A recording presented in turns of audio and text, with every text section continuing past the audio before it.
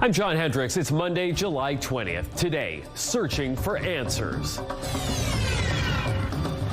Teams are searching for two boys swept into the rapids in the Whiteshell, what the RCMP have discovered in the area.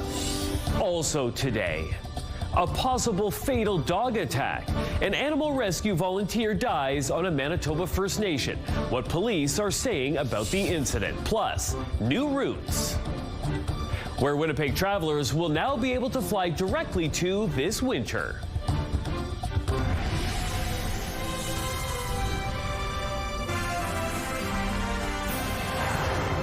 Good afternoon. Thanks for joining us. Merrily is away today.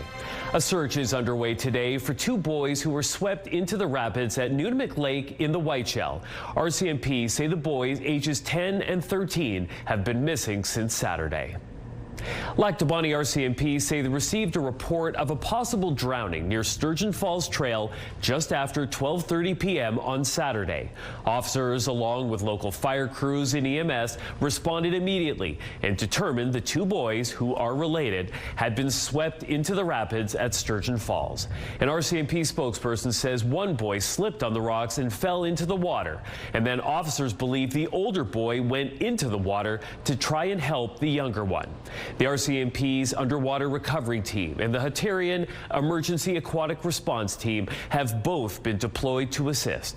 Patrols of the water and shoreline, aided by drones, have not yet located either boy. However, the RCMP says it has located some clothing, which it believes was the 13-year-old's.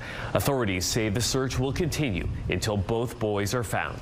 Meantime, Manitoba Park says it's reviewing safety measures in the area, which already include warning signs that describe slippery or hidden rocks, strong currents, and a steep drop-off. CTV's Jeff Keel is in the Whiteshell today, and we'll have more details coming up tonight on CTV News at 6. An investigation is underway in Sandy Bay First Nation after the remains of an animal rescue volunteer were found near several aggressive dogs. Joining me now live is CTV's Taylor Brock. So Taylor, what happened? Were those dogs responsible for her death? Well, we don't know for sure, John. Manitoba First Nations police haven't confirmed her cause of death yet, but say they are investigating. What police are sharing is they got a call very early Friday morning saying that the caller needed help finding a friend who was volunteering in Sandy Bay First Nation. Officers were able to ping the woman's cell phone, but the radius was too large for its remote aircraft system. But around 6 a.m., a local maintenance worker found a deceased woman. Police say several aggressive dogs were seen in the area where she was found. Her death isn't considered suspicious, and her identity has not yet been officially confirmed. However, Save a Dog Network says the woman was one of, quote, Manitoba's most dedicated animal rescuers, saying she fought tirelessly for preventative spay and neuter programs and worked to end dog shootings. Now, here locally, Canine Advocacy Manitoba says, quote, it's with heavy hearts that we share our grief over the loss of one of our dedicated canine advocates.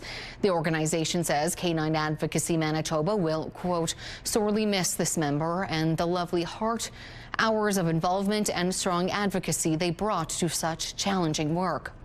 The organization declined a request for an interview today. It's not providing any specific details out of respect for the woman's family. Taylor, has there been any reaction from Sandy Bay First Nation as yet? Yes, the First Nation actually released a statement today, John. It says, quote, that it extends its heartfelt condolences to the family, friends and colleagues of the canine advocate who tragically lost her life following an incident involving dogs on our territory. The First Nation says it has been working actively to address the long-standing issue of stray and aggressive dogs by pursuing safe, humane and sustainable solutions that protect both public safety and animal welfare. The First Nation says the woman entered the community after regular business hours and attempted to retrieve dogs. Sandy Bay also says the facts have not yet been fully determined, and it's asking people not to speculate on what happened or assign blame. All right, thanks, Taylor. A 49-year-old man is facing an impaired driving charge following a crash in downtown Winnipeg. The remains of police tape and a plastic-wrapped signal box show where the collision took place on Balmoral Street by Sargent Avenue on Sunday morning.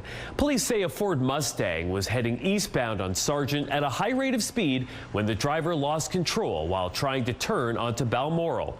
The car collided with a bus shelter and a hydro pole before coming to rest on the signal box with its front wheels off the ground. Now, no one was hurt. Officers spoke with the driver and believe alcohol was a factor in the crash. Winnipeg travelers will have 2 new destinations to help them escape the cold this winter. WestJet is adding non-stop flights from Winnipeg to Belize City, Belize, and Punta Cana in the Dominican Republic. The once-weekly Punta Cana route takes off on November 28th. Flights to Belize City start on December 14th. The new routes are among 5 being added to the schedule across Canada this winter. Well, Winnipeggers showed up in full force Sunday afternoon to cheer on Argentina and Spain during the World Cup final. These are just some of the scenes at True North Square yesterday in downtown Winnipeg. Now, during halftime, an event organizer estimates that some 600 people were in attendance, packing the venue. She says from her personal observation, there was more red in the crowd and thus more Spain fans. And the celebration didn't stop when the final whistle blew. We have, of course, a DJ and a host that we're going to hype up the fans, and then just a party the night away. We're only not in night because we're only here until 7. But in our neighboring street here at Graham, there's going to be a salsa Sunday. So after our event, they could certainly head to the next event, which is just around here, the street, the Graham Avenue, so they could continue the party on this time with the salsa dancing. Spain would come away from the contest with a 1-0 win over defending champion Argentina. CTV weather specialist Colleen Brady joins us now with the first look at your Skywatch evening forecast. And it was obviously a celebration for fans of Spain. Not as much celebrating given that we had quite a bit of rain. Yeah, this afternoon we did, but when those folks were celebrating yesterday, boy, was it ever hot and humid. But a cold front relieved much of that humidity, but it also destabilized the air over southern Manitoba and into northwestern Ontario and has tripped off some non-severe thunderstorms. We had quite the downpour that came through Winnipeg about mid-afternoon. It's moved off for now, but there is the possibility, as you can see here, we might be in for another soaking yet, but not just here. You can see across the south, east into northwestern Ontario as well. Meanwhile, in northern Manitoba, no surprise here, a yellow warning for air quality continues for much of the north related to wildfire smoke there. I'll have more details on that.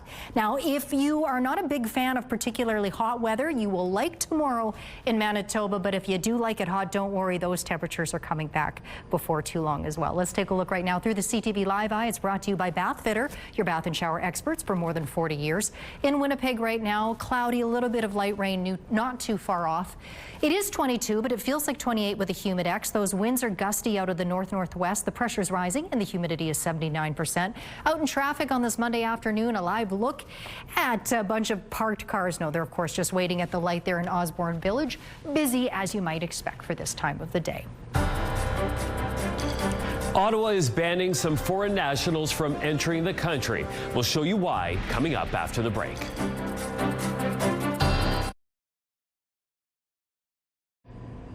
Lower gas prices helped to bring inflation down in June. BNN Bloomberg's Mirella Fernandez has more. Inflation for June came in at 2.8%, down from 3.2% in May. The Middle East conflict spiked oil prices in the spring, but between May and June, they were down 10%. Prices for travelers' accommodation in Ontario and BC were both up about 20% in June. Both cities hosted World Cup games. Food prices grew at a slower pace. Here are the closing numbers for the day. The Canadian dollar is down to 71.10 US. West Texas Intermediate is up to $83 US a barrel. Western Canadian Select up over $3 to $68.35. And the TSX lost 303 points today. Those are your business headlines. I'm Mirella Fernandez. A man is facing extortion charges after allegedly stealing his neighbor's cat and then demanding money for its return. Police say a woman reported her cat missing last Tuesday from her home on Manitoba Avenue. She told officers she suspected the 72-year-old man living next door was behind it. That suspicion was confirmed when the neighbor admitted he had the cat and delivered a letter demanding cash in exchange for bringing it back. On Thursday, police found the cat inside unharmed at the neighboring home and returned it to its owner. The man has been charged with extortion and theft under $5,000. There are thousands of Sony PlayStation games, and most are available on a physical disc. But the company says it will stop making physical copies of games in 2028 and go completely digital, and fans aren't taking the move lying down. Winnipeg-based PNP Games is leading an opposition movement to the initiative. They've launched a petition asking Sony to keep the physical format alive, and it's grown bigger than they anticipated. So far, 333,000 people have signed the petition. Something that's lost is the ability to actually share these games with other people. Like, you know, in 30 years, if I want to share a game with, say, a grandchild or something like that, I may not have the ability to do that at all, purely because of a company decision. Sony says the decision to end physical media is due to changing consumer preferences. It claims consumers' preference for digital media significantly outpaces physical discs. Ottawa is barring foreign nationals who have been to the Democratic Republic of Congo in the past 21 days from entering the country, all because of the risk of Ebola. Canada's Public Health Agency says the new temporary measure will take effect at midnight. Commercial and private air carriers are also not allowed to board foreign nationals on flights into the country. Now, Congo's health ministry says at least 930 people have died as a result of the latest outbreak. The Royal Canadian Mint has released a new coin inspired by the story of Turtle Island. The Ojibwe creation story is about renewal, courage, and kinship. The scene on the coin depicts the moment the world was formed on a turtle's back. This coin was the Mint's first collaboration with Ojibwe artist Patrick Hunter.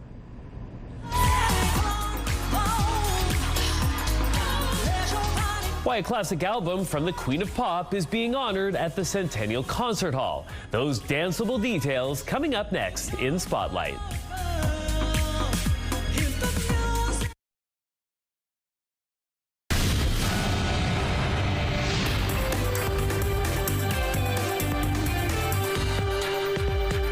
Has her spotlight today, and this shocked me.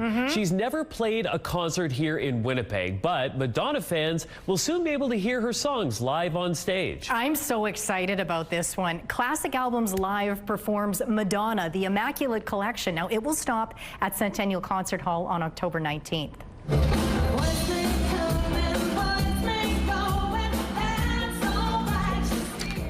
The first act will see the album, including hits, Material Girl, Like a Virgin, and Vogue, performed in full by live singers and musicians. The second act continues with some favorites from the Queen of Pop's extensive catalog. Tickets range from $44.50 to $80 plus fees. They go on sale Friday at 10 a.m. through the concert hall's box office. Guess it's time to get ready to dance. That's right. A beloved festival is returning to Lac du Bonnet this weekend for a special iteration. The Fire and Water Music Festival will be celebrating its 20th anniversary. It honors the best in local music and features independent Manitoba musicians and emerging artists. Acts will include Dom Adams, Cara Luft, Jacob Brodowski, and Paul McIntosh. Now, there's something for everybody. Friday night will feature a tribute to Lilith Fair with an all-female artist lineup. And on Saturday, you can join in on a song circle and a harmony singing workshop.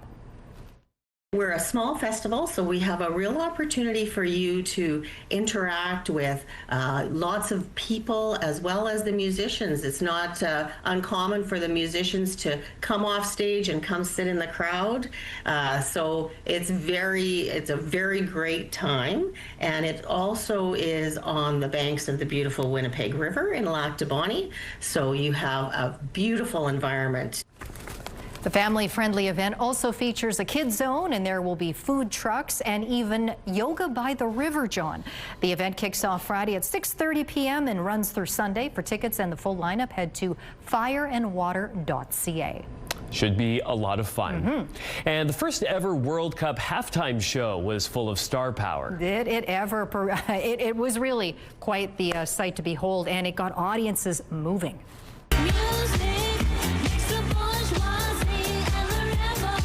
Well, Madonna was there, John, but along with Madonna, BTS, Shakira all took the stage for an epic performance. It was curated by Coldplay's Chris Barton, who also took the stage with PS22's choir of elementary school students from Staten Island. So what a great opportunity for those kids, Yeah. huh? Meantime, Justin Bieber got a special pep talk before his appearance. Sure did. He got hyped up by everyone's favorite soccer coach, Ted Lasso. All right, young man, let's go. It's your big shot. Okay. Now listen to me. Go out there. Don't be nervous. Nobody's watching. All right? Make us proud.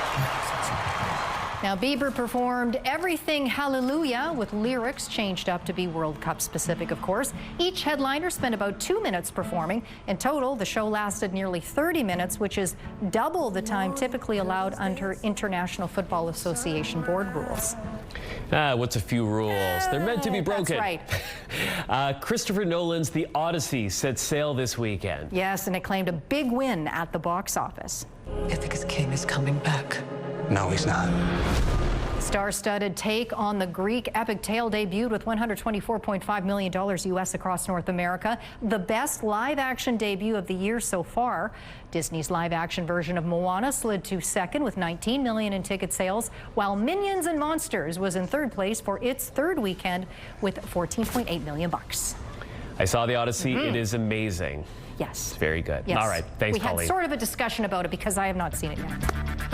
Anyway, in the meantime, kick off the week with some great entertainment starting at 7 with American Ninja Warrior. The Quiz with Balls, well, that follows at 9. It's all right here tonight on CTV. A live look at Portage Avenue, east and westbound in front of Polo Park. Traffic moving smoothly in both directions. Cloudy out there right now, 22 degrees, windy as well, with the humid exit feels like 28. I'll have more details about what to expect with your week ahead coming up.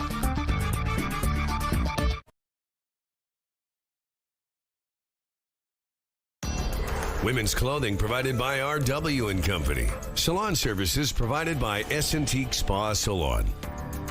A new pig is bringing home the bacon.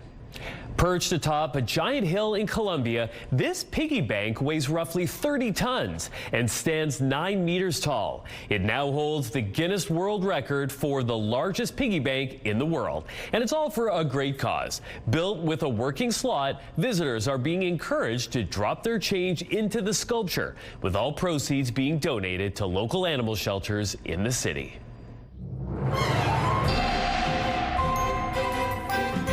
CTV Skywatch weather brought to you by South Beach Casino and Resort. Visit southbeachcasino.ca. Well, as the afternoon pressed on here in Winnipeg, it looked like the sky was going to just open up, and it did just like that. Take a look at this. This is some viewer video sent to us by Jerry. Now, he's out in Crestview. That's in the west part of Winnipeg.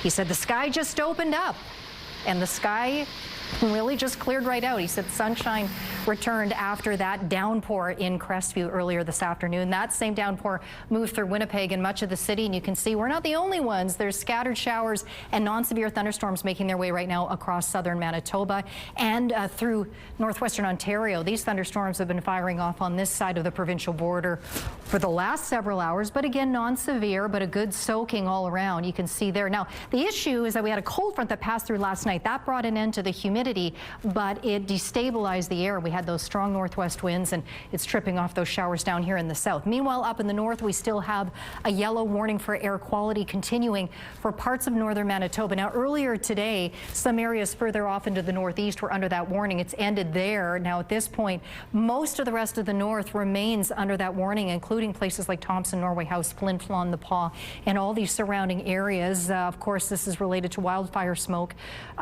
in northern Saskatchewan. Saskatchewan as well as in northern Manitoba, and particularly those areas downwind of where those fires are will be experiencing that continued smoke. Otherwise, the sky will be clearing overnight in the north, as it will here in the south. Once we get clear of all these showers passing through, first in southern Manitoba, then as we get later into tonight, you'll see clearing, or some of it anyway, in northwestern Ontario. Not as much, but certainly more so here in Manitoba. Taking us into Tuesday, it will be a sunny day across much of Manitoba. Now, if you're not a big fan of those hot temperatures, the upper 20s, the low 30s, you're going to love tomorrow. It will be sunny, and the temperatures here in the Winnipeg area will be in the lower 20s, a little warmer out in the southwest. Late tomorrow night, clear. Overnight we go, maybe a scattered shower or two popping across northern Manitoba on Wednesday. Temperatures will start to get a little warmer, but the sun will keep on shining across much of the province. For tonight, there's still the possibility we could see yet another shower or thunderstorm pass through this evening. Now, if we see the thunderstorms develop, we could see wind gusts as strong as 80 kilometers an hour. But once we get past this evening, or a little later on into the evening, once that threat subsides, the winds will diminish as well. Sunny tomorrow for Winnipeg, north winds at 20 with a high of 22 degrees. And then take a look at this long-range forecast. 27 degrees on Wednesday in the sunshine, and then back into the heat Thursday, Friday, both days 30 degrees, both days either a chance of showers or a risk of a thunderstorm. And if that isn't hot enough for you, try on 32 for the weekend, Saturday and Sunday, both days up to 32, both days sunny, and both days with not much relief coming overnight with some very warm overnight lows. Both our weather photos tonight feature Norway House. Two very different images of Norway House. Look at the sky just lighting up. This was a thunderstorm. I believe that was overnight. And boy, oh boy, the sky just lit up there. That photo is from Urbana. And contrast that with this rather tranquil looking photo in the area. That photo is from Dale. Email us yours to winnipegweather@ctv.ca. Skywatch Weather Pick of the Day brought to you by Provivo, Winnipeg's first and only longevity medicine clinic. Redefining health, performance, and aesthetics. Provivo.com. Well, tired of traditional ways of getting around, engineers have put a new twist on an old method of travel. All you need is a cowboy hat and somewhere to plug in and recharge. Engineers and investors at a tech expo in Shanghai watched as this heavy-duty robotic horse galloped rather slowly across the showroom floor. Now, unlike a real horse, it can carry up to 1,000 kilograms and can run for 1 and possibly even 2 days. Now, I don't want to get up my high horse here, but that does not look like a horse to me. It looks more like a skidoo or something. I'm against it. Okay. There you have it, folks. But I'm not against you coming back and joining us at 6 o'clock. You must. We'll see you then. Okay.